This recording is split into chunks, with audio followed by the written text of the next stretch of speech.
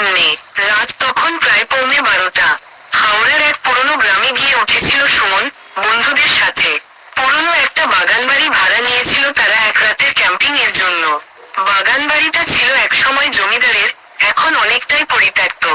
দিনের আলোতে বাড়িটা যতটা রহস্যময়, রাতের অন্ধকারে সেটা যেন একেবারে জীবন্ত আতঙ্ক। বন্ধুরা গান বাজনা, খাওয়া দাওয়া সেরে সবাই ঘুমাতে গেল।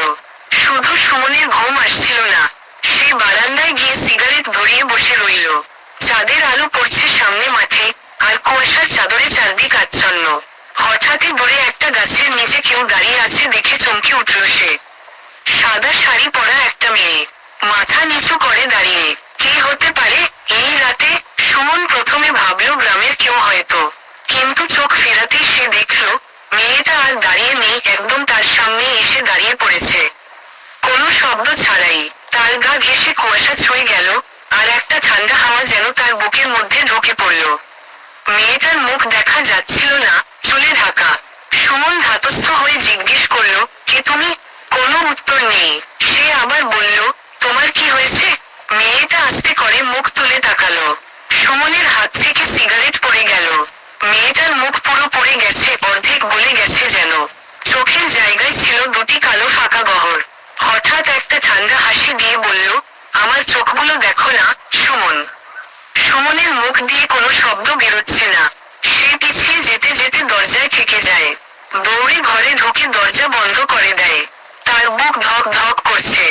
ঘর অন্ধকার, বন্ধুরা ঘুমিয়ে। সুমন ঘুমোতে পারল না সারা রাত। সকালে চোখ মেলে সে দেখে বারান্দার দেওয়ালে বড় বড় অক্ষরে লালচে কালি দিয়ে লেখা, তুই আমার চোখের দিকে তাকিয়েছিলি, এবার তোর চোখ নেব। সেদিন থেকে সুমনের চোখের সমস্যা শুরু হয়। ধীরে ধীরে দৃষ্টিশক্তি কমতে থাকে। ডাক্তাররা কারণ খুঁজে পায় না। 1 মাসের মধ্যে সে পুরোপুরি অন্ধ হয়ে যায়। এরপর সে জানতে পারে যে বাগানবাড়িতে তারা গিয়েছিল, সেই বাড়ির জমিদারের মেয়ে একবার আগুনে পড়ে মারা গিয়েছিল। তার মুখ চোখ গলে গিয়েছিল। তখন থেকেই মাঝে মাঝে রাত হলে কেউ কেউ এক সাদা শাড়ি পরা মেয়েকে দেখে, যে শুধু তাকিয়ে থাকতে বলে, আমার চোখের দিকে তাকাও। আজও নাকি কেউ সেই বাড়ির সামনে গেলে তার চোখের দিকেই তাকিয়ে থাকে একটা কালো ফাঁকা চাহনি। শেষ কথা, ভয় আসে চোখের দেখা থেকে নয়, যা অদেখা সেটাই সবচেয়ে ভয়ঙ্কর।